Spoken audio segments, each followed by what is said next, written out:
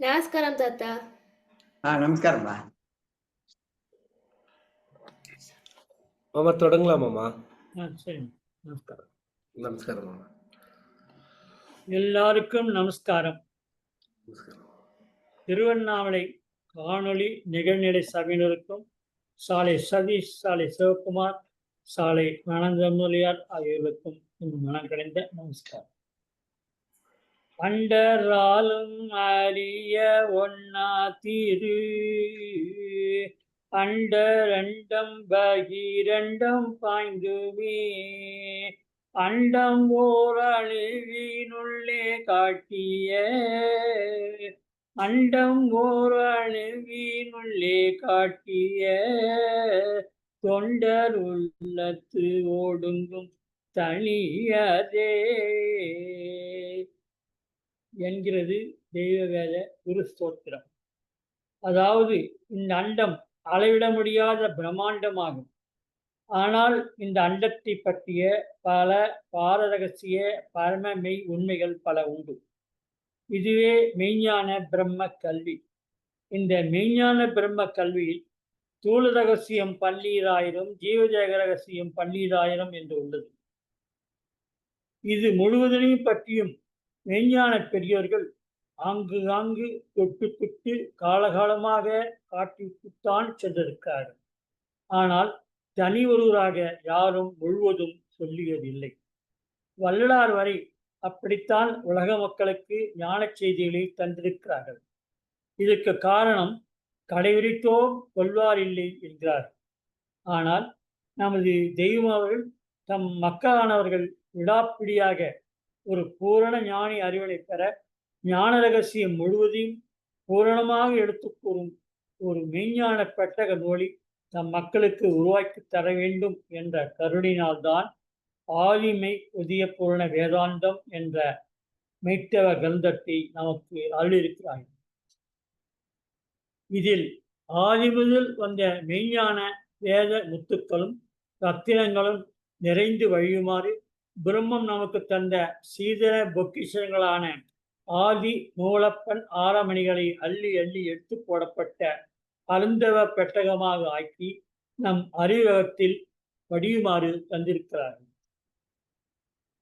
நமது தெய்வமர்கள் சோடசனிகளில் சொல்ல ஒண்ணாத 10,000 கோடி அண்டாண்டம் படைத்தாங்காங்கு இல்ல ஒண்ணாத பல்கோடி ஜீவனிலும் விளங்கியும் அறிய ஒண்ணா என்று பாடுகிறார்கள்.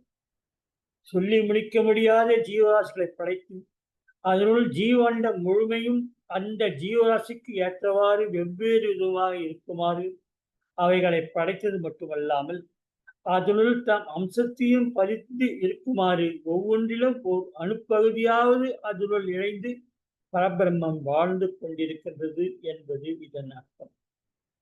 எண்ணிலே இருந்த ஒன்றை யானறிந்து கொண்டபின் எண்ணிலே இருந்த ஒன்றை யாவர்காண வல்லவரோ என்கிறார் சிவவாக்கியர்.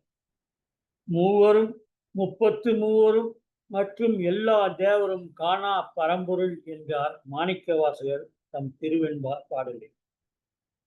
பிரம்மா விஷ்ணு ருத்திரன் கூட பரம்பொருளை கண்டதில்லை என்று அறிவர். பொன்னப்பானை பொன்னின் சுடர்வப்போல் வந்த மின்னப்பானை எல்லோரும் அறிகிலர் என்கிறார் அப்பர் தம் திருக்குறுந்தொகையில்.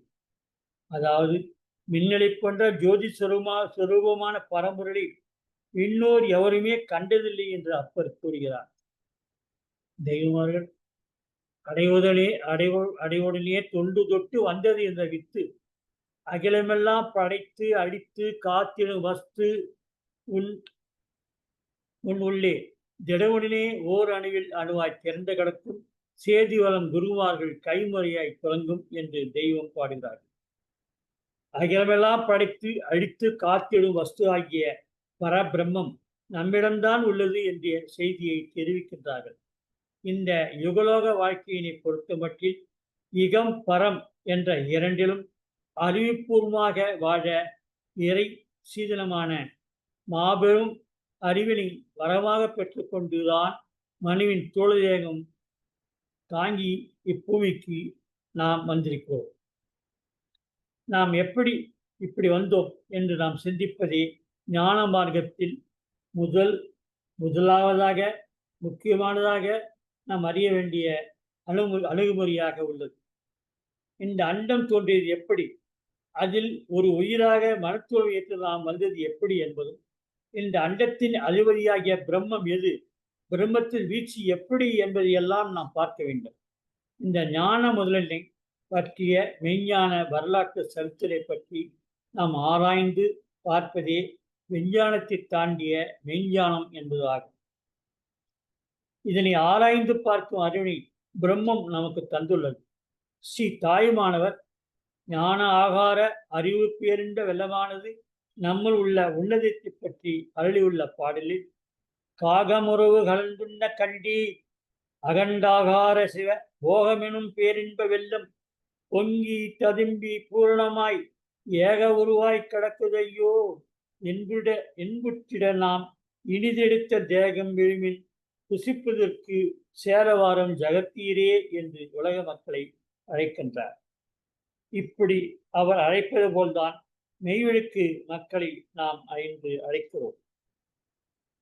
உலக மக்களுக்கு நமது மெய்வெளி வேத கருத்துக்கள் ஒரு அழைப்பாக இன்று இருந்து கொண்டிருக்கிறது.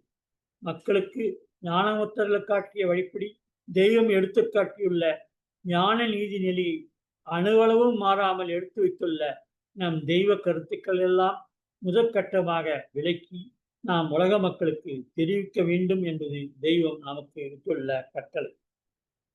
மேலே காகமுருவு கலந்துண்ண என்று தாய்மானவர் அருளிய பாசனம் போலவே மெய்ஞான உணர்தம் பற்றி பட்டினத்தாரும் பாடியிருக்கிறார். நீற்றை புனைந்தென்ன நீராட போய் என்ன நீ மனமே மாற்றி பிறக்க வகையறிந்தா இல்லை, மாமரை நூல் ஏற்றி கிடக்குது எழுகொடி மந்திரம் என்ன கண்டாய், ஆற்றில் கடந்து துறையறியாமல் அலைகின்றனையே என்று அவர் பாடியுள்ளதை நாம் பார்க்கிறோம். மெய்ஞான உணர்ந்த அறிவு பற்றி வான்மதி குரல் 15ஆம் வாக்கியத்தில் ஆண்டவர்கள்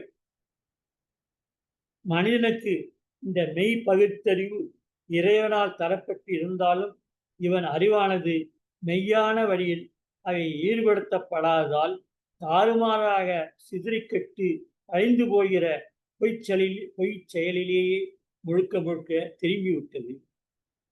நமக்கு அன்று அந்த குபேர இருவராகிய மதிநிதி அருட்படை அண்ணலின் அரிய சந்திப்பு நின்றதும் இந்த பொய்ச்செயலில் தாவுன்ற அறிவு அழிந்து போய் அறவே துண்டாடி மறந்துவிட்டது. அவரால் தரப்பெற்ற மெய் பகுத்தறிவு மட்டுமே எம்முன் சதா நிற்கிறது என்று அருளி இருக்கிறார்கள். பகுத்தறிவிற்கு அப்பாற்பட்டு இன்று இந்த அறிவுலகில் ஏராளமான பொய் பாசாண்டி சாமியார்கள் கிளம்பி சப்படி வதியாகவும் பாசாங்காகவும் என்னென்னவோ செய்கிறார். உலோகத்தில் வாழ்க்கப்பட்ட மிக சிறிய சிவலிங்க ஜடவிகரத்தை தேடி தேடி பஜாரில் வாங்கி வைத்துக் கொண்டு அதனை சந்தர்ப்பத்திற்கு ஏற்ப மக்களை ஏமாற்ற தம் வாயில் போட்டுக்கொண்டு முழுங்கி கொண்டு வந்து மக்களை கூட்டி அந்த கூட்ட மேடையிலே பொய்ஞானம் பேசி தம் வயிற்றிலிருந்து அந்த விக்கிரக லிங்கத்தை கக்கி எடுத்து இது தன் வயிற்றில் உருவானது என்று கூறி வித்தியை காட்டுகிறார். இந்த ஜட விக்கிர சிவலிங்கம் தங்கள் வயிற்றில் சுயமாக உற்பத்தியானதாக கூறி தம்மை கூடியிருந்த மக்கள் கூட்டத்தில் ஒருவர் அழைத்து அவருக்கு பிரசாதமாக இதை சுயம்புலிங்கம் என்று கூறி அவரிடம் கொடுத்து ஏராளமான பணத்தையும் காசையும் வாங்கி ஏமாற்றுகிறார்கள். இந்த செய்தியை பற்றி தெய்வ பிள்ளைகள் தெய்வமருடன் கூறும்போது தெய்வமர்கள் வேதியுடன் இவன் வயிற்றில் என்ன கொல்லன் பட்டறியா உள்ளது, இதை போய் சுயம்பு என்று கூறி மக்களை ஏமாற்றுகிறானே என்று வெறுப்புடன் கூறுவார்கள். இது போன்ற தில்லுமுள்ளுகள் நாட்டில் ஆங்காங்கு நிகழ்ந்து வருவதால்தான் இந்த ஞான புற நிலையில் யாரும் முழுமையாக மெய்யை யாரும் புரிந்து அறிந்து கொள்ள முடியவில்லை. ஞானம் என்பதை அறிய மெய்யான குருபரனை அறிய முடியாத பெற முடியாத நிலை இந்த உலகில் இன்று வரை இப்படித்தான் இருக்கிறது. என்ற நிலையில் இந்த உலக மக்கள் தங்களுக்கு இந்த இழிப்பராக்கு ஜட வழிபாட்டு ஞானமான இதுவே போதும் என்று நினைத்திருந்து மெய்யான குருவரனை தேடாத நிலை கொண்டு உள்ளதால் ஆன்ம ஜீவ பிரம்ம மெய்ஞானம் இவர்களுக்கு வெகுதூரம் சென்று விட்டது.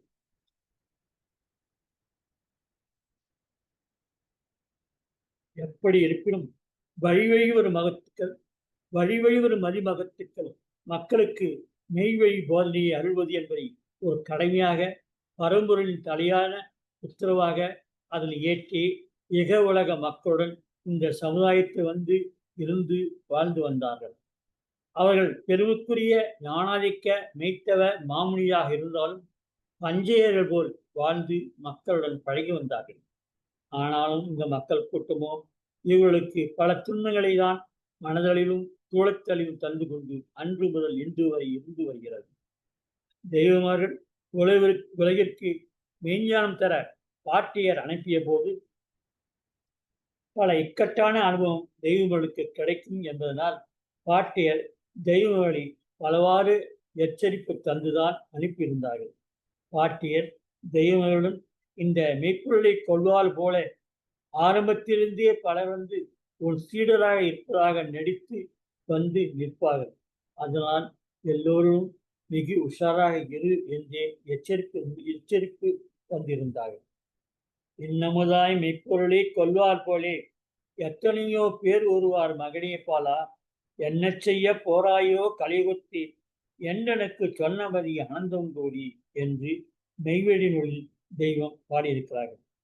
ஆரம்பம் முதலே இதையெல்லாம் எடுத்து சொல்லியே பாட்டியர் இப்படி நமக்கு எச்சரிக்கை தந்து அனுப்பிய செய்தியை கூட தெய்வங்கள் நம் வேதத்தில் எழுதி வைத்துள்ளார்கள். திருமெஞ்ஞான குரல் 49ஆம் வாக்கியத்தில் ஆண்டோர்கள் தெய்வ வாக்கியம் எவ்வளவு முக்கியமானது என்பது பற்றி ஆண்டோர்களின் வாக்கியங்கள் எவ்வளவு முக்கியமானது என்பது பற்றி அது மாஹயாத்து என்பது இது ஜீவ மறுவழி. ஹயாத்து என்னும் ஜீவனானது இறைவனுடைய தர்சலியத்தில் நீ தங்கியிருக்க தரும் அறிவாகார குடிப்பு நீர். பண்டி புராதன சிரஞ்சீவி தத்துவத்தை உனக்கு நித்தியவரமாக கைவசமாக்கி தரும் குடிப்பு நீர் இது. இதுவே ஆத்ம மன்ம ஜலக்கடல் நீர். இதுவே வெட்டாத குளத்தின் நீர் என்பதாகும் என்று எடுத்து தள்ளியுள்ளார்கள். விஞ்ஞான வாக்கியங்கள் பல பரிபாஷை கொண்ட அரும்பெரும் ஞான குறியீட்டு சொற்களை கொண்டதாகும். மூலப்பட பன்னாரமணி உண்டை பெட்டகம் என்று மான்மீத்தில் குறித்துள்ளதை பார்க்கிறோம். இதில் உண்டை என்றால் திரட்டு என்று பொருள், பண்டாரம் என்றால் பொக்கிஷம் என்று பொருள். மேலும் லாடம் என்பதும் நெற்றி என்பதும் ஜீவஜக முன்னிலையாகும். காரணதேகம்தான் தூக்கும உடம்புக்கும் தூள உடம்பிற்கும் தொடர்பு கொண்டது. அடிமடி நடு அகரவகர சிகரம் அலிபுலாமீம் என்பது எல்லாம் காரண தேகத்தை எழுவிக்க செய்யும் நடுவணை நிலம்.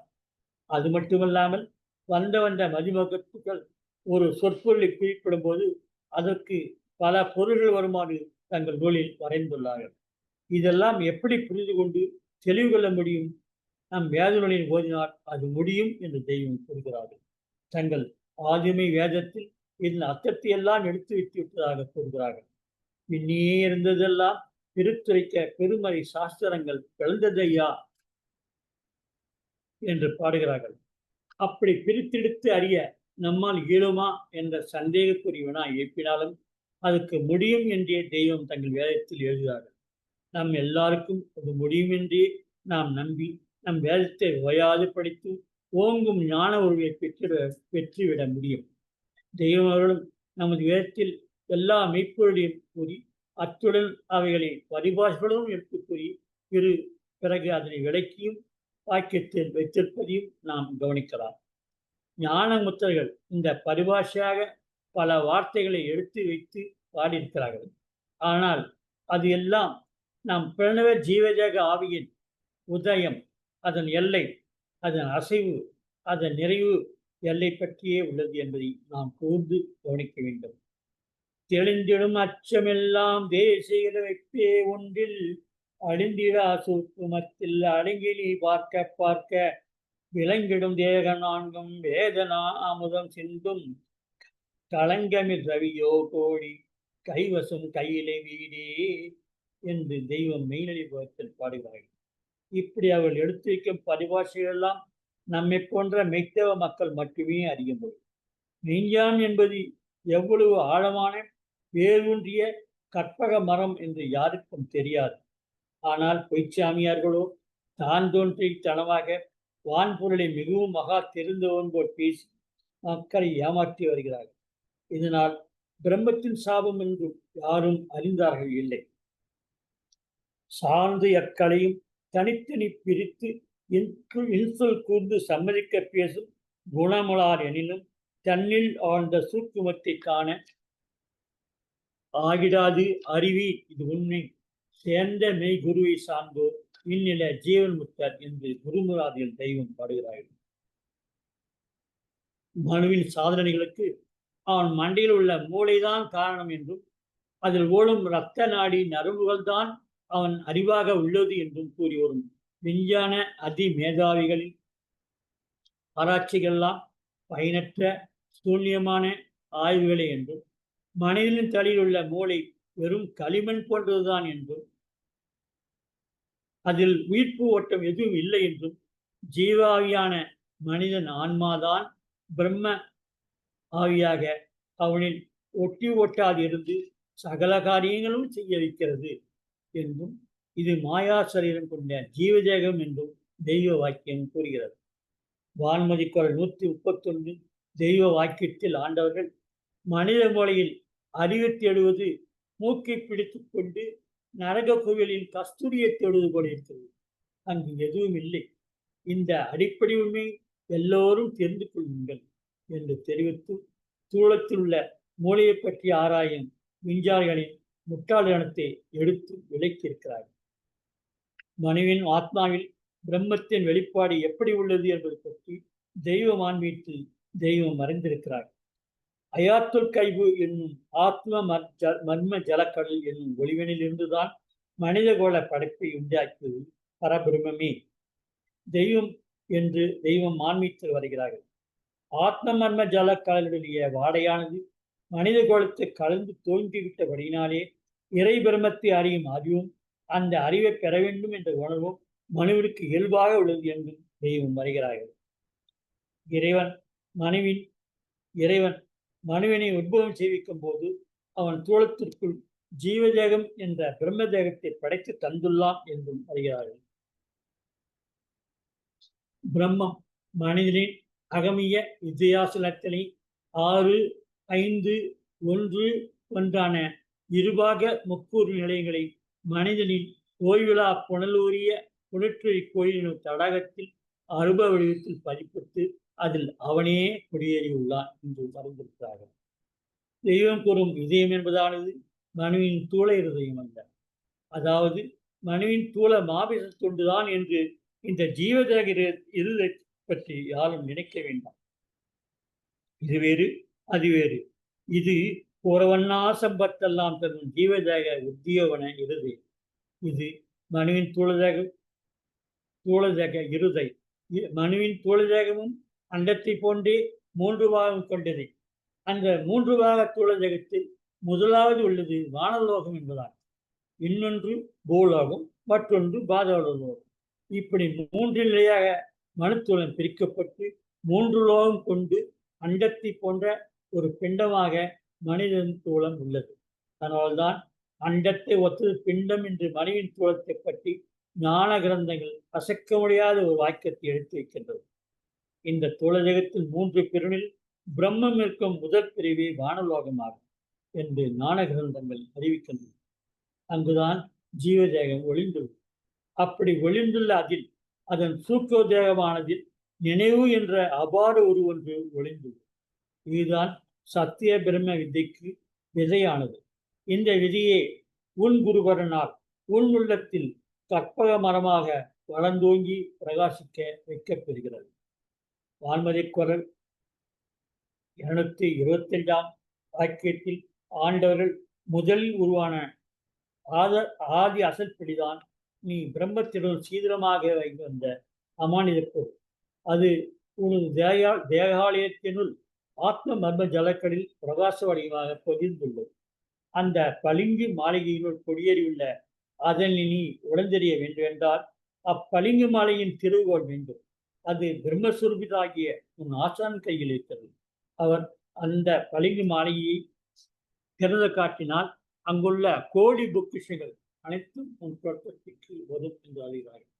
மேலும் வான்மதிக்குரல் 234 வாக்கியத்தில் ஆண்டவர்கள் இறைவன் மனிதனின் இரகசிய பெட்டகத்தில் இருக்கிறார். மனுவின் அருளுக்காகியே சர்வ அண்டத்தையும் படித்தான். ருசி தரும் கனிகள், வாசனை தரும் மலர்கள், தீநோய் தீர்க்கும் மாமருந்துகள் அனைத்தும் அண்டத்தில் மனிதன் அடையவே இவன் படைத்தான். இறைவன் உன் ரகசிய பெட்டகத்தில் இருப்பது ஒரு நித்திய வாழ்விற்கான நலனுக்காகவே என்றுதான் சொல்ல வேண்டும் என்று அறிவிக்கின்றார்கள். 3 லோகமும் உள்ளதுக்க இறைவன் படைத்த மனிதர்கள் அதன் வானலோகையில் ஜீவதேகம் என்பது ஒரு உபதேசமாக பிரிக்கப்பட்டு அவனில் ஒட்டி கொண்டுள்ளது. அதாவது மனிதன் என்பவன் சூழதேகம் என்ற ஒன்றையும் அத்துடன் மற்றொன்றாக அவனுடைய ஜீவதேகம் என்ற ஒன்றையும் அவன் பெற்றிருக்கிறான். மனுவின் தூளதேகத்தின் வானநாட்டு எல்லையின் ஜீவதேகம் ஒட்டி ஒட்டாதுள்ளது. அதனுள் சூக்குமதேக வல்லவமான நினைவு என்ற ஒரு உருவுள்ளது. உனது குருவர்கள் தமது ஞான போதனையால் அதனை அவர் வசமாக்கிக் கொள்கிறார். வானலோகத்துள்ள ஜீவதேகத்துள்ள 3 நிலைகளுள்ள பிரம்ம ஆவி முதல் தளத்தில் இரு பாதநிலையாக உள்ளது.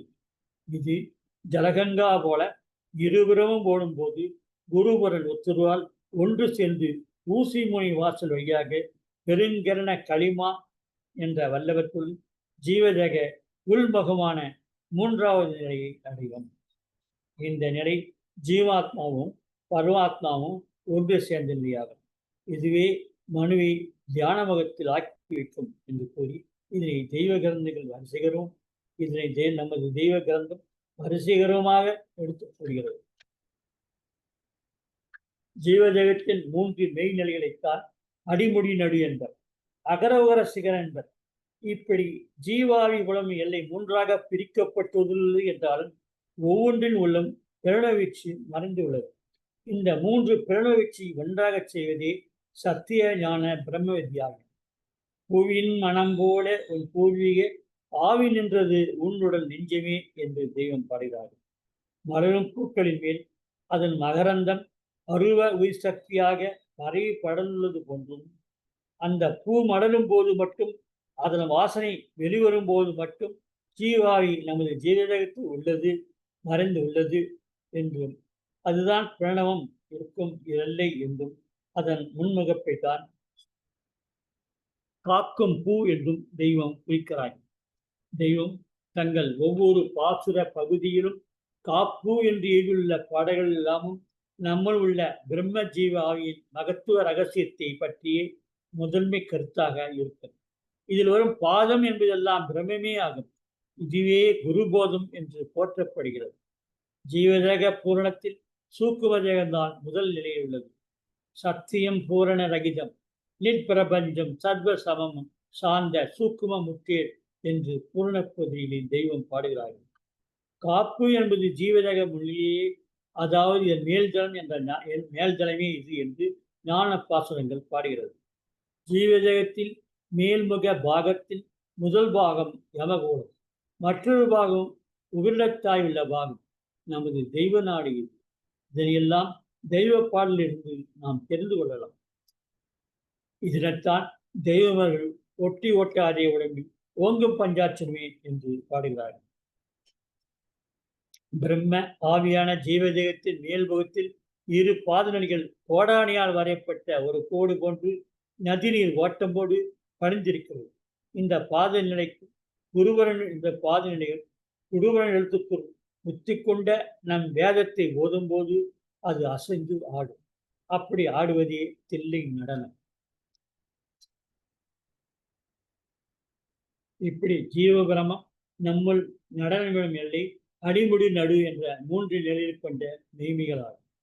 படுதுனகா ஆலயத்தின் நடன பாதம் என்று தெய்வம் பாடுகிறார். இப்படி நடனமிட்டு நம் ஜீவாவி நம் மன அக நினைவெனில் நம் குருபரன் அருள் வைப்பை ஏற்று ஜீவதேக நடுப்பகுதியில் உள்நுழைந்து மேலேறினால் கைலாயப்பதி தரிசனிக்க வரும் என்று தெய்வம் பாடுகிறார்கள். ஏறுவது 4 விரல் அங்குலத்திற்கு அப்பா என் மகனே கைலாயமாபதியாகும் என்று அமுதகல ஞான போகத்தில் பாடுகிறார்கள். மெய்த்தவ குருபரன்களிடம் கைமுறையாக வழி வந்த பிரம்ம வித்தையின் சத்திய ஞானமே நமது மெய்வழியாகும். திருமெஞ்ஞான பொருள் 24ஆம் வாக்கியத்தில் ஆண்டவர்கள் எக்கோடை காலத்தும் அழியாத தண்டனையாகிய நரக அவஸ்தையில் இருந்து தப்பிக்கவே இவனுக்கு தனி சுதந்திரமாக 6வது அறிவு தரப்பட்டது. இவன் ஐயரில் இருக்கும் வரை நரனாகவே இருக்கிறான். ஒரு தேவேசன சந்நிதி அடைந்து அவர்கள் முறைசங்கார அனுகிரகத்தால் மனுவாகி தேவ பிறப்பெய்கின்ற பின்னரே ஆறறிவனே இவன் பெறுகிறான் என்று அறிகிறார்கள். மேலும் வான்மதி குறள் 47ஆம் வாக்கியத்தில் ஆண்டவர்கள் ஒரு மாட்டை போல் ஐயரில் கிடந்தவனை மாற்றி தன்னை அறியும் தனி அறிவாகிய 6வது அறிவினை உள்ளில் பூக்கச் செய்து பிரகாசத்தை ஏற்றி வைக்க வேண்டும் என்றால் ரூபதேகம் தாங்கி வந்துள்ள ஒரு கடவுளால் தான் அதனை உனக்கு காட்டி ஆக்கி தருமாறு செய்ய முடியும். அவளால் தான் அது முடியும். அதனை அவள்தான் செய்ய முடியும்.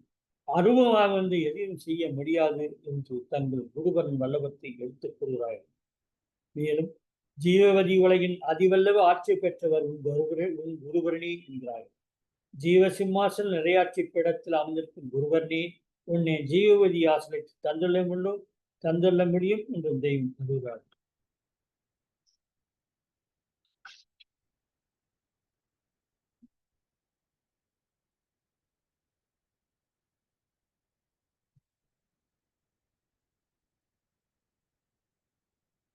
வான்மதி குறள் 13ஆம் வாக்கியத்தில் ஆண்டவர்கள் உனக்கு இறைவன் தனி சீலமாக தரப்பெற்றவரே உன் அறிவாகர ரூபகராகிய உன் ஆசா அவளை தேடி அறை என்று அருளுகிறார். ஆதி முதல் வந்த மெய்ப்பொருளில் அரும்பெரும் பொக்கிஷ புதையலே நம் மெய்ஞானம் என்பதார். மெய்யான்றவர்கள் பாரம்பரியாய் அவர்கள் ரகசிய பட்டகத்தில் இது நாள் வரை போட்டப்பட்டதான அந்த பாட்டில் வந்துள்ள அதனை அந்த பூட்டினை திறந்து இப்படிப்பட்ட ஞான பிரம்மவித்தியின் ஆதி பூரண தவ பிரகாசத்தை நமக்கு இந்த காலத்தில் தெய்வம் ஆதிமை உருணைய பூரண வேதாந்த வாயிலாக அந்த மெய்த்தவ பிரம்ம வித்தியை விரிவாக விளக்கமாக என அறியும்படி வெளிப்படுத்தி தந்திருக்கிறார்கள்.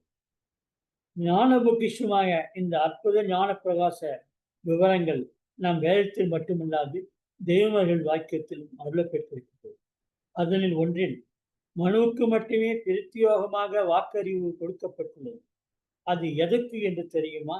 பிரம்ம மண்டலமான வாக்கறிவை இவனுக்கு கொடுத்தது எதற்கு என்றால், வாக்கறிவை தன்னுள் கொண்ட இந்த 6வது அறிவு கொண்டு இவன் சிந்தித்து ஆய்ந்து அறிந்து தேடி மேலாம்பரமான மேம்பாடு அடைவதற்கேதான். நீ அடையாளம் கண்டு வேண்டியிருக்கும் மெய்த்தவ குருகுலான் தான் மெய்யான பிரம்ம ஞானத்தை உனக்கு தந்து மெய்ஞான உன்னை ஏற்ற முடியும் என்று திரும்ப அறிவிக்கிறார்கள். இப்படி விதமாக எடுத்துக்கூறி வரும் தெய்வ திருவாக்கியங்களின் வழியாகத்தான் ஞான முறையீடுகள் பல நமக்கு புரியுமாறு இப்போது உள்ளது. பூரண மார்க்கப்பதிவோர் ஊதிட உரைத்த பதம் காரண மெய்வை நோக்கு காரணம் இதில் அறிந்து என்று தெய்வம் பாடுகிறார்கள். பூதிலம் என்ற தோழதேகத்தில் காரணம் என்ற ஜீவர்களுக்கு அறிந்து காரணம் என்ற ஞான யோகங்களை பூரணரான நம்ம தெய்வ மெய்வேத கிரந்தத்தில் அறியலாம் என்று இந்த பாடல் காட்டுகிறது. வான்மதி குறள் 208ஆம் வாக்கியத்தில் ஆண்டவர்கள் மனிதனின் அகமிய உலகத்தில் இருக்கும் ஒவ்வொன்றையும் விரட்டி பார்த்து அறிவதே தவம் என்று அறிவார். வான்மதி குறள் 254ஆம் வாக்கியத்தில் ஆண்டவர்கள் தேவாலய மாளிகையை திறக்கும் சாவியே உன் மெய்த்தவ குருபரன் தரும் மூலம் என்கிறமார். அச்சாவி கொண்டு உனது சொர்க்கவாசல் திறக்க மாசிலா தூயமணி மாளிகையினுள் நீ நுழைந்தால் சுயம்புலிங்கம் தரிசனிக்க வரும். இது கல்லான மருத்து விருட்சம். இதன் கீழ் கோடி சூரிய பிறவியை வீசிக்கொண்டு ஜெகஜோதிமயமாய் பிரம்மம் வீற்றிருக்கிறது. இந்த ஜோதி தரிசனை ஆசான் அருளால் மட்டுமே வரப்பிரசாதமாக உனக்கு கிடைக்கும். ஒருவரும் தனிப்பெரும் கருணையால் கிடைப்பது இது. இதனை குறித்துதான் அருட்பெருஞ்சோதி தனிப்பெரும் கருணை என்று வடலூர் புரான் கூறியிருப்பதை பார்ப்போம் என்று தெய்வம் அருள்கிறாய். கல்லாலின் புடையமன்று நான்மறை அரங்க முதற் கற்ற கேள்வி வல்லார்கள் நால்வருக்கும் வாக்கிறந்த பூரணமாய் மறைக்கப்பாலாய் எல்லாமாய் அல்லதுமாய் எழுந்ததனை எழுந்தபடி எழுந்த காட்டி சொல்லாமல் சொன்னவரை நினையாமல் எழுந்து பாத்துடைக்கு நவுடுவாம் என்று பரஞ்சோதி முனிவர் பாடல் கூறியது. அதாவது ஆதி முதல் 4 வேதங்களில் கற்றறிந்த ஜனகர், சனாதனர், சனத்குமாரர், சகந்தனர் என்ற 4வருக்கும் தெரியாத, அறியாத, எட்டாத பூரண ஞான பொருளை அவரின் குரு பெருமான் அவருக்கு தந்தாராம். அதனால் இதனை போற்றி நம் குருவரின் மகிமையை அப்படியே இந்த பாசனத்தில் கூறியுள்ளார். நாமும் இதை போன்றே நம் வேதத்தை உணர்ந்து அறிந்து நம் மெய்வழி தெய்வத்தை மனதில் இருத்தி வணங்கி நிற்பதுவே நமது பெரியாய கடமை என்பதை உணர்ந்தால் நாமும் தவநிலையை பெறலாம். வான்மதி குரல் 177 வாக்கியத்தில் ஆண்டவர்கள், ஜோதி என்பது உன் ஜீவ பிரகாசம், உன் அறிவின் பிரகாசம். இதனை யாரும் கண்டார்கள் இல்லை. கண்ட நூல்களெல்லாம் படித்து ஏதோ ஒளி இது என்று நினைத்துக்கொண்டு ஞானம் கிடைக்கும் என்று மலையில் தீபம் காட்டி ஏமாற்றுகிறார்கள். பொய்சாமியார்கள் கூறும் பொய் விளக்கத்தை கேட்டு கண்ணாடியையும் விளக்கு ஒன்றியும் தாம் எதிரில் ஏற்றி வைத்துக் கொண்டு அதையே முறைத்து முறைத்து பார்த்து கொண்டிருந்தால் மெய்வழி உன் நகத்தில் எப்படி வரும்? சிறைச்சால் தெய்வம் அமுதபோதத்தில் சிறைச்சாலை நாய் போல் குந்திக் கொண்டு முரச்சபடி தானிருந்து முன்னணியில் விளக்கு வைத்து அழலுள்ளே விழித்திருந்தால் வருமோ ஞானம் என்று தெய்வம் கேட்கிறார்கள். இதனால் கடைசியில் என்ன தெரியுமா? ஜோதியா வரும் உனது புலன்கள்தான் இப்படிப்பட்ட தவறான வேலையினால் அழிந்து போகும் என்று எடுத்துக் கூறியுள்ளார்கள். திருமெஞ்ஞான குரல் 6ஆம் வாக்கியத்தில் ஆண்டவர்கள், தகப்பனிடத்திலிருந்து வெளிவந்த இட்டானது காம எண்ணத்தில் அனலாக பற்றி கிளம்பிட அது நேரம் காற்று உண்டாக வரும் வழியில் மண்ணையும் தண்ணியையும் சேர்த்து தாயுடைய கருவறை நிலத்தில் போய் 5 பூதமாகி விடுகிறது. இவ்வாறு 5 பூதங்களும் ஒன்று கூடியே எல்லா மனித தேகங்களும் உண்டாயின என்று அறிகிறார். தெய்வ வாக்கியம் என்று உன் பிரணவம் ஜீவதேக மேல்தளமான நன்னிலம் பொன்னிலம் என்ற நிலத்தில் ஜீவ கலைகளாக பரவி உள்ளது. அதில் ஜீவஜலம் நுட்பமாக எடுத்துள்ளது. அதில் மூலாகினியும் உள்ளது. அதில் ஜீவனை காக்கும் காற்றும் உள்ளது. இது மூன்றும் அந்த ஜீவ கலையில் உள்ளதால் இது சின்மை ரூபம் கொண்டது. இத்துடன் சூக்குமதக அம்சமான உன் நினைவும் நம் தூள உணர்வும் பின் எண் என்பதாக இணையும் போது நமது பிறனும் 5 பூத சக்தி கொண்ட ஜீவ ஆவியாக உயிராக இருந்து நம்மை காத்து வருகிறது என்று தெய்வம் அருள்கிறார். உயிர் என்ற ஆன்மா அணு அளவு இருப்பது, ஆனாலும் அது ஆதி சக்தியினை தம் அம்சமாக கொண்டுள்ளது என்று அதன் வல்லபமாட்சியை பற்றி அவ்வப்போது கூறி வருவார்கள். மேலும் ஒரு முக்கிய செய்தியாக அவர் வாக்கியத்தில் ஜீவதக மேல்தளத்தில் தான் பாதலை என்பது ஓடாடி வழிவடியில் பரவி ஓடி மூடலும் இல்லாமல் மூலநாடியாக உள்ளது என்றும் கூறுகிறார்கள். அதனால்தான் சகல உயிர் ஜீவனிலும் ஆடும் பாதம் என்று தெய்வம் பாடுகிறார்கள். பூதளத்தின் மேல் தளத்தில் பூரணத்தில் பவனி என்று பாடி ஜீவதகத்தின் மேல் தளத்தில் தான் இந்த பாதநிலை உள்ளது என்று வரைந்திருக்கிறார்கள். சரண கமல மலர் ஆலயத்தில் அறிந்த பாதம் என்றும் கோடான கோடி மறை புகழும் பாதம் என்றும் தெய்வம் பாடுகிறார்கள். சூழ தேகத்தின் முன்முகப்பு மேல் வீட்டில் முந்தி என்ற ஒரு மாணிக்கு எல்லை உள்ளது. இந்த எல்லைக்கு தான் பொன்னிலம் நன்னிலம் என்று பெயர். இங்குதான் பாத நிலைகள் இரு நாட்டிலும் தனித்தனியாக உள்ளது. இந்த பாதநிலையில் ஒன்று சேர்ந்து ஜீவதேக உள்பகம் புக வேண்டும். இதுவே சத்திய பிரம்ம விதி. பொன்னில நன்னாட்டில் கண்ணி கோழுவில் உன்னத சிம்மாசமும் ஊதூது சங்கே என்ற ஞானச்சங்கில் தெய்வம் பாடுகிறார்கள். ஜீவதேக உள்பகத்தில்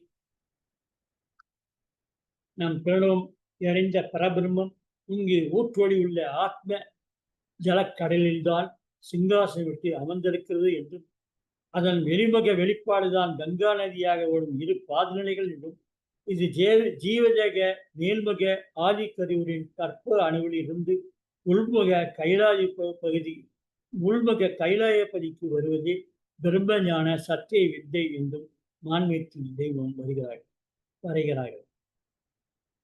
மேலும் தெய்வ வாக்கியம் ஒன்றில் மனுவின் ஜீவன் அழியாது, ஆனால் அந்த ஜீவன் பார்வான்கள் கைவசம் ஆகியிருந்தால் மட்டுமே அது அழியாது ஆகும் என்றார்.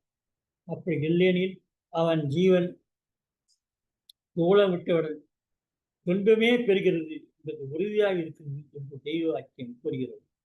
இந்த அண்டத்தை படைத்த பிரம்மமே அணுவாக மாறி பிரம்மாவி போனதாகி எல்லா ஜீவராசிகளும் ஜீவனாக படர்ந்து பறிவுள்ளது என்று கூறுகிறார். இந்த நம் ஜீவனனை பற்றி வல்லார் கூறி வரும்போது நம் ஆன்மா ஒரு சிற்றணு வடிவ மட்டுமே. இந்த அணு கோடி சூரிய பிரகாசம் கொண்டது. இது லலாட ஸ்தானத்தில் இருக்கிறது. ஆனால் இது தம் ஆன்ம பிரகாசத்தை மறுக்க மாயா சக்தியிலாகிய 7 திரைகள் போட்டுக் கொண்டுள்ளது என்றார். முதலில் நம்மை உருவாக்க ஒரு துளி அணுவாக ஒரு ஆதி பிரம்ம புள்ளியாகவே வந்ததே நம் ஆன்மா. இதுவே வளர்ந்து அகர வடிவ கோடாயுத எழுத்தாக எடுகிறது என்பது தெய்வ வாக்கியம். இளம் சுடி சுடித்து ஏகமாய் விம்மி எழுந்தன எழுத்தலா எழுத்தில் என்று ஞானச்சங்கில் தெய்வம் பாடுகிறார். இந்த அகரவடிவ வழிபாதையே வாளறிவாகிய பாதமாகும். இதையே உகாரமாக உள்வகம் செல்லும் திருப்பாதமாக மாறிட அது பிடரி மார்க்கம் என்ற பெயர் பெறுகிறது என்று நம் வேதத்தை போதும்போது நாம் அறியலாம். சின்னஞ்சிறு கால்வடியின் பாதவாழி சேருதற்கு குருவினிடம் இதை கீழே என்று நம் வேதத்தில் தெய்வம் எடுத்துக் கொள்கிறார்கள். வான்மீதி குரல் 72ஆம் வாக்கியத்தில் ஆண்டவர்கள் கூறுவதாகும். பொய் அகத்துரைத்து உறைந்துள்ள மனதை மெல்ல மெல்ல மெய்யேறு உதயம் காட்டி அகவிளைவு கொடியேற்றி உள்ளும் புறமும் சேர்க்கச் செய்கின்ற முழு தீர ஜீவாட்சி ஆன்மீக இடைவெளி உன் குருபரன் என்று அருளிலிருந்து நம் மனோலய நினைவு கொண்ட பரிசுத்த பிரம்ம அகவெளிவனில் நம்மை ஆக்க வேண்டுமானால் நமக்கு குருபரன் அன்பிற்கு நாம் ஆளாக வேண்டும். அவர்கள் அருளுக்கு நாம் பாத்திரமாக வேண்டுமானால் தெய்வ கிரந்தங்களை எடுத்து ஓதுவதாலேயே அது முடியும். இப்படி ஓதுவதுதான் முக்கியமானது என்று நாம் தெரிந்து கொள்ள வேண்டும். மேலும் கோடாயிரத்து வாக்கியத்தில் ஆண்டவர்கள் அருளுவதாகும். மனதை மெய்யிலாக்கி சர்வ வேதங்களில் உட்பொருள் ஆதார உயிர்ப்பு கரைகாணாத அறிவு கடலின் முகிடேறி மொழிப்பெற்ற கொண்டேறி நீ நின்று வீடு பதவி காண வேண்டுமானால் மனம் சலனமற்று முத்தி விரிச்ச அடிநிழல் குருவரன் மீது ஒருவக பக்தியில் முன்பு நிற்கும் போது மூச்சானது அடங்கும். அதே சமயம் அது பிரம்மையில் பிறங்க உள்ளும் விழாகும். இந்த தவணைதான் மௌனம் என்பதாகும். மௌனம் என்பது பற்றி என் பாடலில் கலைமலை அரசன் அகல்மத அரிசி கலைமறை மணித்த விசில் கண்டிட மௌனம் என்ற அந்நாளில் கடுமாகினை பூண்டு என்று பாடியிருக்கோம் என்று தெய்வம் அழிவுள்ளார். அண்டவெளி எவ்வாறு பிண்டத்தில் விரைவுள்ளதென்றும் அருள் வடிவமான சிவஸ்வரூபத்தோடு சூக்கும சரீரம் எவ்வாறு நம்முள் அடங்கும் என்றும் பிண்டத்தில் ஒளிரூபமான காரண சீரம் எவ்வாறு ஒடுங்கியுள்ளது என்றும் தெரிந்தவர் எவரோ அவர் செம்மை சித்தராவார் என்கிறார் திருமூலர். ஞான பிரகாசம் பெறும் நம் ஜீவஜகம் இருக்குளமாக இருக்கும். இத்துடன் தனித்து சூக்குமடாக இருப்பதுதான் விஸ்வரூபங்கள். தெய்வ வேதத்தை நாம் போதும் போது ஏற்படும் நினைவினால் ஜீவாவியில் ஒரு அசைவு ஏற்படும். அந்த அசைவுதான் காரண தேகம். பஞ்சாட்சரம் பிரணவம் களிமா காயத்ரி என்று இது பெயர் பெறுகிறது. உன் ஆத்மாவில் ஜீவாத்மாவுடன் பரமாத்மாவும் உள்ளது. அந்த பரமாத்மாவே உன் பரமாத்ம சுரூப குருபுரனாக வரும்போது அவர் உனக்கு கொடுக்கும் பெரும் பரிசுதான் உனக்கு சுவாச ஒடுக்க நிலையை தரும். அதுபோது மனமும் அடங்கும். இது பற்றி அமிர்த கலைஞான போதத்தில் தெய்வம் நிறைய பாடியிருக்கிறார். தெய்வமர்கள் வேதம் முழுவதும் நமக்கு தெய்வம் தெரிவிக்கும் கருத்துக்கள் என்ன என்றால், நமது தூள உடல் தாண்டிய ஜீவஜகத்தில் பிரம்மம் எந்த விதமாக அமைந்துள்ளது என்பது பற்றியும், அந்த ஜீவஜகத்தில் 3 மெய்மை நிலைகள் எப்படி பிரிந்துள்ளது என்பது பற்றியும், அந்த 3இன் சூக்கும தேகம் காரண தேகம் மகா காரண தேகம் என்ற 3 நிலையில் பிரம்மம் எப்படி இருந்து நம்மை காத்துக்கொண்டு இருக்கிறது என்றும் கூறுகிறார்கள்.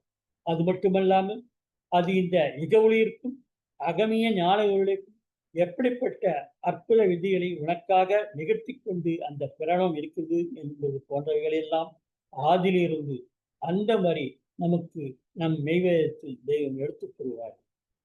அப்படி அவர்கள் போதித்த அந்த அடிப்படை மெய்ஞான ரகசிய அருளை வைத்து ஆதிமான்மித்து வரும் அற்புத செய்திகளையும் தெய்வ வாக்கியங்களும் ஆதிமை உதய போன வேதாந்த கிரந்தத்தை பார்த்து ஆய்ந்து சிந்திப்பதே உனக்கு இன்றைய காலக்கட்டின் தவமாகும் என்றே தெய்வ வாக்கியம் விளங்குகிறது.